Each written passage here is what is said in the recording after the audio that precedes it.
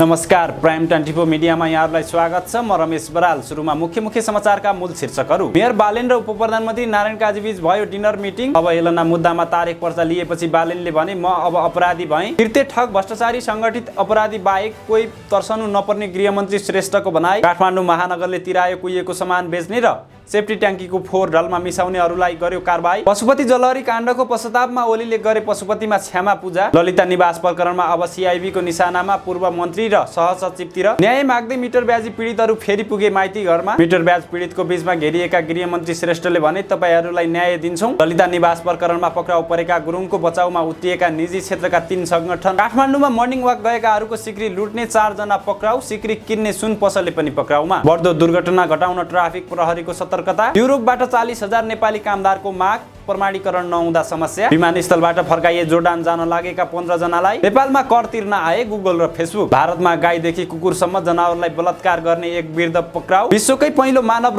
Robot पत्रकार सम्मेलन सम्पन्न। तेस्रो टेस्टमा इङ्ल्यान्डको रोमाञ्चक जितसँगै चर्चित एसेज सिरिज जीवितै। आज मिति 2080 साल असार महिना 26 गते मङ्गलबार ईस्वीसम्म 2023 जुलाई 11 तारिक।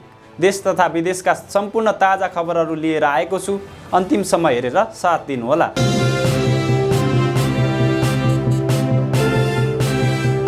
अब समाचार विस्तारमा। उपप्रधान एवं गृहमन्त्री नारायण काजी श्रेष्ठ र काठमाडौँ महानगरपालिकाका मेयर बालेन्द्र शाहबीच भेटवार्ता भएको छ। भेटका क्रममा देश र जनताका मुद्दाहरूमा महत्त्वपूर्ण छलफल भएको श्रेष्ठले सामाजिक सञ्जाल मार्फत जनाएका छन्। काठमाडौँ महानगरपालिकाका प्रमुख बालेन शाहसँग साथै खाना खाँदै देश र जनताका मुद्दाहरूमा महत्त्वपूर्ण छलफल भयो श्रेष्ठले भनेका छन्।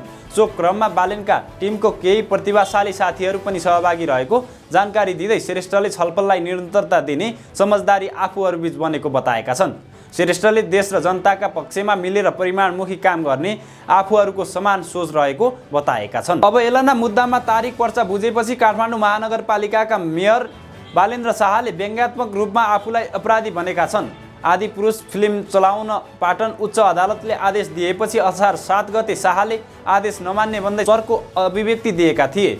अधिवक्ता वर्षा कुमारी झाले बालेन विरुद्ध अवहेलना मुद्दा दायर गरेका थिए। त्यसमा लिखित जवाब पेश गर्न आदेश पाएका बालेनले तारिक पर्चा बुझेका छन्। त्यसपछि बालेनले प्रधानमन्त्रीज्यू भारतले देशको प्रधानमन्त्री बनायो भन्दा छुट पाएको भन्दै आक्रोश पोखेका हुन्। बालेनले सामाजिक सञ्जालमा भनेका छन्, आज एउटा मेरो लागि विशेष दिन हो। आजबाट म तारिकमा छु। भारतको सांस्कृतिक हस्तक्षेपको विरोध गर्दा तर आजै प्रधानमन्त्रीज्यूले छुट पाउनुभयो। भारतले यो देशको प्रधानमन्त्री बनाउँछ भन्दा म चाहिँ आजबाट अपराधी भएँ। उपप्रधान तथा गृहमन्त्री नारायण काजी श्रेष्ठले कृत्य ठग भ्रष्टाचारी संगठित अपराधी बाहेक कोही तर्सनु नपर्ने बताएका छन्। उनले धनी गरिब सम्पन्न विपन्न छुट्टा छुट्टै कानुन नहुने भन्दै त्यसको अपेक्षा नगर्न पनि आग्रह गरेका छन्। ललिता निवास प्रकरणको अनुसन्धान तीव्र बनिरहेका बेला उनले त्यस्तो आग्रह गरेका हुन्। देश र जनताको हित विरुद्ध आफ्नो व्यक्तिगत फाइदाको लागि कृत्य ठगी भ्रष्टाचार संगठित अपराध र राज्यद्रोहमा संलग्न बाहेक निर्दोष कोही तर्सनु पर्दैन। दोषी र अपराधीलाई भने छुट हुने छैन। उनले भने अनि धनी र गरिब सम्पन्न विपन्न छुट्टा छुट्टै कानुन हुन सक्दैन, त्यस्तो अपेक्षा नगरौं भनेर आग्रह समेत गरे। काठमाडौँ महानगरपालिकाले आकाश फुड्सले 1,50,000 जरिमाना तिराएको छ। महानगरले आइतबार गरेको बजार अनुगमनका क्रममा काठमाडौँ महानगरपालिका 2 लाजिमपाट रहेको उक्त फुड्समा डढे गलेको र ढुसी परेको मिठाई तथा किरा परेको अन्य खाद्यान्न सामग्री बिक्री वितरण भइरहेको पाइएको हुनाले महानगरले आकाश फुड्सलाई 7 दिनभित्र जरिवाना बुझाउन निर्देशन दिएको छ। यदि समयमा जरिवाना नबुझाए थप कारबाही गर्ने चेतावनी समेत दिएको छ। त्यस्तै सेफ्टी ट्याङ्क ढलमा मिसाउने 1 जनालाई पनि काठमाडौँ महानगरपालिकाले कारबाही गरेको छ। महानगरका अनुसार काठमाडौँ 6 स्थित बौद्धका गोकुल बहादुर बुढाथोकीले सेफ्टी ट्याङ्कीको फोहोर ढलमा मिसाएको पाइएपछि 50,000 रुपैयाँ जरिमाना तिराइएको हो। महानगरपालिकाभित्र जथाभावी फोहोर फाल्ने, खुला ठाउँमा आगो बाल्ने, सडक निर्माण सामग्री राख्ने र ढल वा नदीमा फोहोर मिसाउनेलाई कारबाही गर्दै आइरहेको महानगरका नगर प्रहरी उपरीक्षक राजु पाण्डेले जानकारी दिए। यी नियम अनुसार महानगरले बुढाथोकीलाई जरिमाना तिराउने काम भएको उनले बताए। नेकपा एमालेका अध्यक्ष एवं पूर्व प्रधानमन्त्री केपी शर्मा ओलीले सोमबार पशुपतिनाथ मन्दिरमा क्षमा पूजा गरेका छन्। तिथि अनुसार हिजो श्रावण पहिलो सोमबारका दिन पत्नी राधिका सहित क्षमा पूजा र होम सहित विशेष पूजामा सामेल भएको पशुपति क्षेत्र विकास कोषको स्रोतले जानकारी दिएको छ। आफू प्रधानमन्त्री छँदा राज्य र पशुपति कोषको गरी 80 करोडमा जलहरी निर्माण गरी अर्पण गरेपछि हालै उत्पन्न विवाद अनि जलहरी हटाई अख्तियारको आदेशमा भएको छानबिन र पूजा अर्चनामा उत्पन्न भएको बाधकको प्रायश्चितका रूपमा भएको क्षमा पूजाका लागि उनी हिजो सामेल भएका हुन्। तत्कालीन समयमा जलहरी चढाउँदा प्रधानमन्त्री रहेका ओलीले यसपटकको क्षमा पूजामा भने उनको निजी खर्चमा भएको भनिएको छ। कोषका अनुसार पशुपतिमा क्षमा पूजामा 11,000 रुपैयाँ शुल्क हुन्छ। हामीले आइतबार बेलुका मात्र उहाँको इच्छाबारे जानकारी पाएका हौँ र सोमबार मात्र यो कार्य सम्पन्न गर्न लागेका हौँ, पशुपति स्रोतले भन्यो। ललिता निवास जग्गा प्रकरणमा सञ्चार तथा सूचना प्रविधि मन्त्रालयका सचिव कृष्णबहादुर राउत पक्राउ परेपछि प्रहरीको केन्द्रीय अनुसन्धान ब्युरो CIB ले अनुसन्धानको निशाना पूर्व मन्त्री र सचिवहरूतिर लगाएको छ। उपप्रधानमन्त्री विजय गच्छेदार, पूर्व भूमि सुधार मन्त्री डम्बर श्रेष्ठ, चन्द्रदेव जोशी, पूर्व सचिवहरू दीप बस्नेत, छविराज पन्त, दिनेश हरि अधिकारीलाई पक्राउ गर्ने तयारी ब्युरोले गरेको छ। बस्नेत नेपालमा नभएको प्रहरी स्रोतले जनाएको छ। प्रहरीले आइतबार अपराह्न बहालवाला सचिव राउतलाई भारत जान लागेको भन्दै नियन्त्रणमा लिएको हो। बालुवाटार स्थित ललिता निवासको सरकारी जग्गा किर्ते गरी व्यक्तिका नाममा दर्ता गरेको अभियोगमा अख्तियार दुरुपयोग अनुसन्धान आयोगले तत्कालीन मन्त्री सहसचिव सहित 175 जना विरुद्ध 2076 माघ 22 गते विशेष अदालतमा मुद्दा दायर गरेको थियो। त्यसबाहेक ब्युरोले 406 जना विरुद्ध पक्राउ पूर्जी जारी गरी सङ्गठित अपराधमा अनुसन्धान गरिरहेको छ। बालुवाटार जग्गा इनामिना प्रकरणमा अहिले अख्तियारले अभियुक्त बनाएकाहरूमा पूर्व उपप्रधानमन्त्री गच्छेदार, पूर्व मन्त्रीहरू श्रेष्ठ, जोशी तथा पूर्व सचिवहरू पन्त, बस्नेत र अधिकारी पक्राउ परेका छैनन्। उनीहरूलाई पनि ब्युरोले पक्राउ गर्ने तयारी गरेको छ। ब्युरो प्रमुख AIG बज्राचार्यले पक्राउ पूर्जी जारी भएको सबैलाई अनुसन्धानको दायरामा ल्याउने बताएका छन्। प्रधानमन्त्रीको अभिव्यक्तिलाई लिएर नेकपा एमाले गरेको निरन्तर संसद अवरुद्धका कारण मिटर ब्याजी सम्बन्धी अध्यादेश निष्क्रिय भएपछि पीडितहरू फेरि काठमाडौँमा प्रदर्शनमा उत्रिएका छन्। मिटर विरुद्धको कानुन पारित गराउन माग गर्दै उनीहरूले माइतीघरमा शान्तिपूर्ण प्रदर्शन गरेका हुन्। माइतीघरबाट प्रदर्शन सुरु गरेर बानेश्वर स्थित संसद भवन घेर्ने योजना रहेको प्रदर्शनमा सहभागीले बताएका छन्। सोही अनुसार उनीहरू बानेश्वर आइपुगेका छन् भने प्रहरीले सुरक्षा व्यवस्था कडा पारेको छ। प्रदर्शनमा उत्रिएका पीडितहरूले अवैधानिक ऋणको पासो थापेर समाजवाद उन्मुख राज्य बन्दैन, संविधानमा उल्लेख समाजवाद उन्मुख अर्थव्यवस्था लागू गर, मिटर ब्याज सम्बन्धी कानुन तत्काल पारित गर, नयाँ आर्थिक दासत्वबाट नागरिकलाई उन्मुक्ति देऊ लगायतका नाराहरू लेखिएका प्लेकार्डहरू बोकेका छन्। मिटर ब्याजी पीडितहरू लामो समयदेखि न्यायका लागि सङ्घर्ष गरिरहेका छन्। सरकार र पीडितहरू बीच 18 चैत्रमा समझदारी भए पनि उनीहरूको आन्दोलन रोकिएको थिएन। पीडितहरूले आन्दोलन मन्थर पारेर शान्ति बाटिकामा मात्रै धर्ना दिँदै आएका थिए। अध्यादेश निष्क्रिय भएपछि आजदेखि उनीहरू पुनः सङ्घर्षमा उत्रिएका छन्। उपप्रधानमन्त्री तथा गृहमन्त्री नारायण काजी श्रेष्ठले अध्यादेश निष्क्रिय भए पनि मिटर ब्याज पीडितहरूलाई न्याय दिलाएर छाड्ने प्रतिबद्धता जनाएका छन्। आइतबार नयाँ बानेश्वर स्थित मिटर ब्याज पीडित धर्ना स्थलमा पुगेर उपप्रधान तथा गृहमन्त्री श्रेष्ठले न्याय दिलाई छाड्ने आश्वासन दिएका हुन्। उपप्रधानमन्त्री श्रेष्ठले अध्यादेश निष्क्रिय भए पनि संसदमा रहेको भन्दै आयोग मार्फत मिटर ब्याज पीडितहरूलाई न्याय दिने काम नरोकिने उल्लेख गरे। उनले मिटर ब्याज विरुद्धको विधेयक संसदमा रहेको भन्दै विधेयक पारित गर्ने प्रक्रिया अगाडि बढाइने बताए। उनले सरकारको अध्यादेश आउनुभन्दा अगाडि आयोग बनाएको काम गरिरहेको ढुक्क हुन पीडितहरूलाई आग्रह गरे।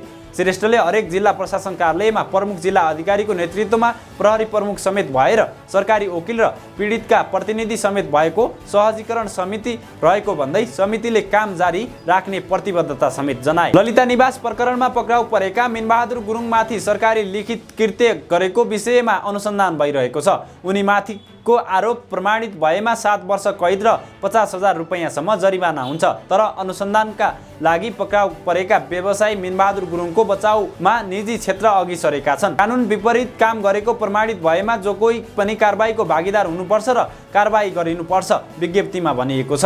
तर कुनै पनि विषयमा आरोप लाग्दैमा उद्यमी व्यवसायीलाई अमर्यादित व्यवहार गर्ने, थुन्ने जस्ता कार्य गर्नु हुँदैन। यस्ता गर्नाले निजी क्षेत्रलाई कमजोर बनाउने मात्रै नभई समग्र मुलुकको आर्थिक विकासमा नकारात्मक असर पर्न सक्नेतर्फ सम्बन्धित पक्षको ध्यान आकर्षण गराउन चाहन्छौँ विज्ञप्तिमा भनिएको छ। पछिल्लो समय निजी क्षेत्रमाथिको धरपकड बढ्दै गएपछि संयुक्त विज्ञप्ति जारी गरिएको र यो कोही प्रति लक्षित नभएको नेपाल उद्योग परिसङ्घका अध्यक्ष राजेश अग्रवालले दाबी गरे। कोही व्यक्तिले जाहेरी दिनासाथ पक्राउ गरिहाल्ने कार्यले गर्दा निजी क्षेत्र हतोत्साहित भएको अग्रवालले बताए। मारुति सिमेन्ट, LOD लगायत औद्योगिक र व्यापारिक प्रतिष्ठानमा धरपटक भएको छ। 1-2 व्यक्ति मात्रै होइनन्, पछिल्लो समय सिलसिलेवार आक्रमण निजी क्षेत्रमाथि भइरहेको छ। अग्रवालले भने यसबाट निजी क्षेत्रमा निराश भएको उनले बताए। काठमाडौँ उपत्यकाका विभिन्न स्थानमा श्रृङ्खलाबद्ध रूपमा सुनको सिक्री लुटपाट गर्ने 4 जनालाई प्रहरीले पक्राउ गरेको छ। काठमाडौँ उपत्यका अपराध अनुसन्धान कार्यालयले लुटपाटमा प्रयोग भएका 2वटा चोरीकै मोटरसाइकल सहित 4 जनालाई पक्राउ गरेको हो। पक्राउ पर्नेमा रामेछापको लिखु 1 दुरा गाउँ घर भएका 32 वर्षीय रबिन दमाई, सुनसरी धरानका रवि विश्वकर्मा, काभ्रे 5 खालका उमेश छेत्री, धनकुटा लेगुवाका राहुल माझी हुन्। उनीहरूले लुटेका सुनका सिक्री भने भारत पश्चिम बङ्गालका 42 वर्षका श्रीकान्त माइतीलाई पनि प्रहरीले हिरासतमा लिएको छ। माइतीले असनमा सुन पसल चलाउँथे। सुनको सिक्री लुटपाटका मुख्य योजनाकार रबिन दमाई भएको कार्यालयका एसएसपी मनोज केसीले जानकारी दिए। सिक्री लुट्न उनीहरूले मोटरसाइकलमा हिँड्ने गर्थे। बिहान पख हिँडुल गर्ने महिलाहरूलाई लक्षित गरी उनीहरूले सुनको सिक्री लुट्ने गरेको केसीले बताए। असार 1 गतेदेखि 20 गतेसम्म उनीहरूले टोखा, नागार्जुन नगरपालिकाको बुद्धचोक, काठमाडौँ 3 चक्रपथ बङ्गलामुखी मन्दिर नजिक, काठमाडौँ 15 चाँगलमा गरी 8 स्थानमा महिलाको सुनको सिक्री लुटेको थिए। उनीहरूको साथबाट प्रहरीले 2वटा चोरीको मोटरसाइकल गलाएको सुनको ढिक्को समेत बरामद गरेको छ। तीव्र गतिमा सवारी चलाउँदा दुर्घटना बढेको भन्दै ट्राफिक प्रहरीले चालकहरूलाई कारबाहीको दायरामा ल्याउन विभिन्न 10 स्थानमा automatic number plate recognition system with speed detection उपकरण जडान गरेको छ। अहिले राजधानीका विभिन्न स्थानमा जडान गरिएका यस्ता उपकरण हेर्दा सामान्य सीसी क्यामेरा जस्ता लाग्छन्, तर यसको काम तीव्र गतिमा हुइकिरहेका सवारी साधनको नम्बर प्लेटको फोटो खिच्ने र त्यसको रेकर्ड उपलब्ध ट्राफिक प्रहरी कन्ट्रोल रुममा पठाउने गरेको छ। काठमाडौँमा हुने सडक दुर्घटनाको करिब 33% दुर्घटनाको कारण तीव्र गति नै हो। यो उपकरणले खिचेका तस्बिर र दिएका तथ्याङ्कका आधारमा ट्राफिक प्रहरीले तीव्र गतिमा सवारी हाँक्ने सवारी धनीलाई कारबाही गर्नेछ। यस्तो प्रविधि नेपालमा पहिलो पटक प्रयोग गरिन लागेको हो। अहिलेसम्म ट्राफिक प्रहरीको राडर गनको सहायतामा गति मापन गरेर तीव्र गतिमा सवारी चलाउने चालकलाई कारबाही गर्दै आएको छ। राडर गन प्रयोग गर्दा मानव स्रोतको उपयोग पनि धेरै हुने र निश्चित समयमा मात्रै यसको प्रयोग हुने भएकाले नयाँ प्रविधि प्रयोग गर्न लागि ट्राफिक प्रहरी प्रवक्ता अनुसार जानकारी गराइन्छ। यही असार मसान्तसम्म यी यन्त्रहरू जडान भइसक्नेछन्। यसको क्यामेराले चालकको तस्बिर समेत स्पष्टसँग लिन सक्ने क्षमता छ। सडक विभागका अनुसार हाल कोटेश्वर कलङ्की र कोटेश्वर भक्तपुर सडकमा प्रति घण्टा 50 किलोमिटर गतिमा सवारी साधन चलाउन पाइन्छ। भित्री सडकहरूमा प्रति घण्टा 30 किलोमिटर गतिमा हुनुपर्छ। यसबाहेक स्कुल, कलेज तथा मानिसको मुभमेन्ट हुने बढी भएको ठाउँमा पनि तीव्र गतिमा सवारी हाँक्न पाइँदैन। यसरी सवारी साधनको गति छुट्याउने कार्य सडक विभाग तथा सडकसँग सम्बन्धित निकायकै हो। सडक बनाउने निकायले कुन सडकको गति कति भनेर तोकिदिएको हुन्छ। युरोपका विभिन्न मुलुकबाट 40,000 नेपाली कामदारको माग छ। रोमानिया, पोर्चुगल, माल्टा, पोल्यान्ड लगायतका देशबाट 40,000 नेपाली कामदारको माग आएको हो। तर दूतावासले माग प्रमाणीकरण नगरिदिँदा ती मागहरू लामो समयदेखि थन्किएर बसेका छन्। नेपाल वैदेशिक रोजगार व्यवसायी सङ्घका अध्यक्ष राजेन्द्र भण्डारीले 40 को डिमान्ड दूतावासबाट प्रमाणीकरण नहुँदा प्रभु हुन नसकेको बताए, जसले गर्दा संस्थागत तौरबाट युरोप जान चाहने नेपाली श्रमिक जान नपाएको उनको भनाइ छ। युरोपका अधिकांश देशमा नेपाली दूतावास छैनन्। एउटै दूतावासले 7-8 वटा देश हेर्नुपर्ने बाध्यता छ, जसले गर्दा उनीहरूले माग प्रमाणीकरणबारे हेर्न नसकिएको दूतावासका अधिकारीहरू बताउँछन्। पछिल्लो समय नेपालीहरूको रोजाइ युरोप छ। युरोपका विभिन्न देशहरूमा लाखौँ तिरेर दलाल मार्फत जाने गरेका छन्, जसले गर्दा ठगीका घटना समेत बढ्दो क्रममा देखिएको छ। वैदेशिक रोजगार विभागका महानिर्देशक मदन दाहालले युरोप लगायतका विभिन्न देशमा जान खोज्दा ठगिएका घटना बढ्दो क्रममा रहेको बताए। युरोपमा संस्थागत मार्फत कामदार पठाउन सकिएको खण्डमा ठगीका घटना कम हुने उनको भनाइ छ। दूतावासको कार्य व्यस्तताका कारण माग प्रमाणीकरण नहुँदा यसको विकल्प अघि सारिएको छ, तर त्यो निर्देशिका संशोधन सहित रायका लागि परराष्ट्र मन्त्रालयमा पठाएको महिनौ भयो। मन्त्रालयबाट राय सुझाव आउन सकेको छैन। वैदेशिक रोजगारीमा श्रमिक पठाउन मेनपावर कम्पनीहरूले सम्बन्धित देशमा रहेका नेपाली दूतावासबाट कामको मागपत्र प्रमाणीकरण अनिवार्य रूपमा गराउनु पर्छ। जोर्डान जान लागेका 15 जना त्रिभुवन अन्तर्राष्ट्रिय विमानस्थलमा रोकिएका छन्। आइतबार विमानस्थल पुगेका उनीहरूको कागजात अध्ययन गर्दा केही शङ्कास्पद देखिएकाले अनुसन्धानका लागि रोकिएको अध्यागमन विभागले जनाएको छ। जोर्डान जान लागेकामा 1 पुरुष र 14 जना महिला छन्। विभागका महानिर्देशक झलकराम अधिकारीले डकुमेन्टहरू शङ्कास्पद देखिएकाले उनीहरूलाई अध्यागमन विभागबाट खटिएका कर्मचारीले त्यसतर्फ जानबाट रोकेको जानकारी दिए। यस विषयमा अनुसन्धान गर्ने र छलफलका लागि मेनपावर व्यवसायीलाई बोलाइएको जानकारी गराए। व्यवसायीहरू पनि आउनुहोला अनि उपयुक्त निर्णय हुनेछ उनले भने। महानिर्देशक अधिकारीका अनुसार श्रम स्वीकृत नदेखिएको पाइएको छ। उनीहरूको श्रम स्वीकृत अनलाइनमा पनि नदेखिएको विभागको भनाइ छ। गत वर्षको 15 जेठमा आएको चालु आर्थिक वर्षको बजेटमा फेसबुक, युट्युब लगायतका नेपालबाट गरेको विज्ञापन गर्दा कर लिने व्यवस्था गरियो। गैर बासिन्दा व्यक्तिले उपभोक्तालाई उपलब्ध गराएको विद्युतीय सेवाको कारोबार मूल्य 2% का दरले विद्युतीय सेवा कर असुल गरिने भन्ने व्यवस्थामा गरिएको थियो। आर्थिक ऐनमा डिजिटल सर्भिस ट्याक्स लगाउने व्यवस्था भएसँगै त्यसमा मूल्य अभिवृद्धि कर पनि लगाउन कानुन फेरियो। तर विदेशमा रहेका ती कम्पनीसँग नेपालमा कर लगाउने त्यति सजिलो भने थिएन। उनीहरूले नेपालमा कर तिराउन आन्तरिक राजस्व विभागले सुरु गरेको प्रयास पनि परिपक्व थिएन।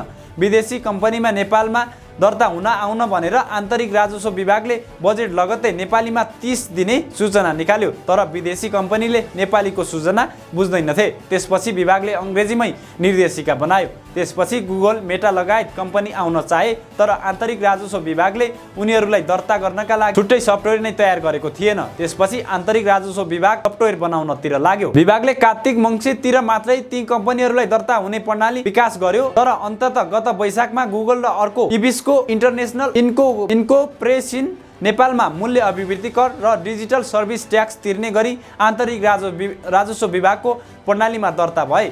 यसरी नेपालको कर प्रणाली सूचना प्रविधिको क्षेत्रमा केन्द्रित अन्तर्राष्ट्रिय ख्याति प्राप्त कम्पनीहरूको प्रवेश सुरु भएको हो। सरकारको चालु आर्थिक वर्ष 2079-80बाट डिजिटल सर्भिस ट्याक्स विद्युतीय सेवा कर सुरु गरेको हो। आन्तरिक राजस्व विभागले विद्युतीय सेवा कर, डिजिटल सर्भिस ट्याक्स सम्बन्धी कार्यविधि र सो सेवामा मूल्य अभिवृद्धि कर सम्बन्धी कार्यविधि निर्माण गरी 1 साउन 2079बाट कार्यान्वयनमा ल्याएको थियो। अहिलेसम्म आधा दर्जन कम्पनी नेपालमा दर्ता भई करको दायरामा आएका छन्। यसले आगामी दिनमा अन्य कम्पनीहरूलाई पनि करको दायरामा समेटिएर औपचारिक रूपमा व्यापार गर्न सहज वातावरण बनेको छ।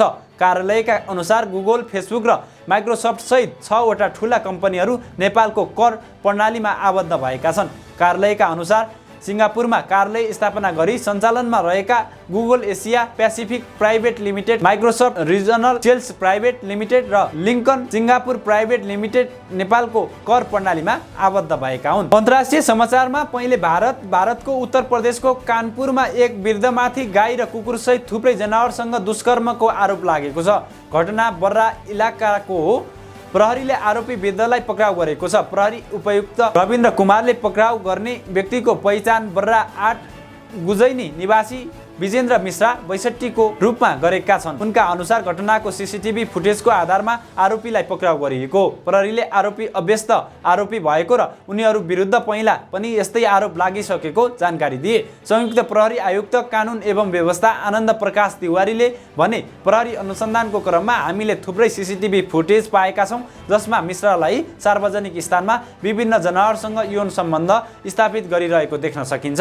उनले थपे, पहिलो नजरमा यस्तो देखिन्छ कि उनी मानसिक रूपमा बिरामी छन् र उनलाई स्वास्थ्य परीक्षण गराउने निर्णय लिएको छ। विश्वकै पहिलो मानव रोबोट पत्रकार सम्मेलन गत शुक्रबार जुलाई 7 मा स्विजरल्यान्डको जेनेभामा आयोजना गरिएको थियो। पत्रकार सम्मेलनमा कुल 9 वटा आर्टिफिसियल इन्टेलिजेन्स प्रविधिले युक्त मानव स्वरूप रोबोट, ह्युमनोइड रोबोटहरू सहभागी भएका थिए। ती रोबोटहरूले पत्रकारद्वारा सोधिएका विभिन्न प्रश्नहरूको जवाफ दिएका थिए। एआई फर गुड नाम दिएको उक्त रोचक पत्रकार सम्मेलनमा रोबोटसँगै त्यसका निर्माताहरू पनि उपस्थित भएका थिए। विश्वलाई आर्टिफिसियल इन्टेलिजेन्स रोबोटको बारेमा परिचित गराउनका लागि उक्त पत्रकार सम्मेलन आयोजना गरिएको बताइएको छ।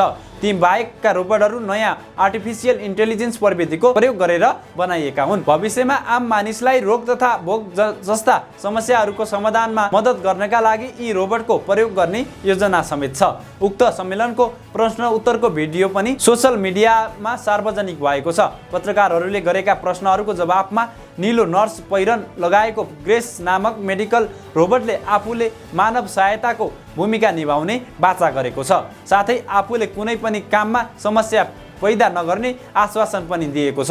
ग्रेसका निर्माता भने गोयर जेलले पनि आफ्नो आवाजबाट उक्त बाचाको पुष्टि गर्ने कोसिस गरेका थिए र आफूले यो कुरामा विश्वस्त रहेको पनि उनले बताए। अन्त्यमा खेलमा एसेज टेस्ट श्रृङ्खलाको तेस्रो खेलमा इङ्ल्यान्डले अस्ट्रेलियालाई 3 विकेटले पराजित गरेको छ। जितसँगै इङ्ल्यान्डले श्रृङ्खला 2-1 को स्थितिमा ल्याई सिरिजलाई जीवितै राख्न सफल भएको छ। अस्ट्रेलियाले प्रस्तुत गरेको 251 रन लक्ष्य इङ्ल्यान्डले 50 ओभरमा 7 विकेटको क्षतिमा पछ्याएको छ। मिचेल स्टार्कले 5 विकेट लिँदै इङ्ल्यान्डलाई दबावमा राखे पनि ह्यारी ब्रुकले 75 तथा क्रिस वोक्सले नट आउट रहँदै 32 रनको मद्दतले टोलीले सहजै लक्ष्य भेटायो। बेन डकेटले 23 तथा जो रुटले 21 रनको योगदान दिए। यसअघि अस्ट्रेलियाले पहिलो पालीमा 263 रन बनाएको थियो भने दोस्रो पालीमा भने 224 रनमा सीमित बनेको थियो। इङ्ल्यान्डले भने पहिलो पालीमा 237 रन बनाएको थियो। खेलमा कुल 7 विकेट लिएका Mark Wood player of the match घोषित भए। हवस् त आजका लागि सम्पूर्ण खबर अन्त्यसँगै हामीलाई बिदा दिनुहोस्। दैनिक ताजा खबर अपडेटका लागि हाम्रो यस युट्युब च्यानललाई सब्स्क्राइब गर्न र सँगै रहेको बेल आइकनलाई थिच्न पनि नभुल्नुहोला। यतिन्जेल हामीलाई हेरेर साथ दिनुभएकोमा यहाँहरूलाई धेरै धेरै धन्यवाद।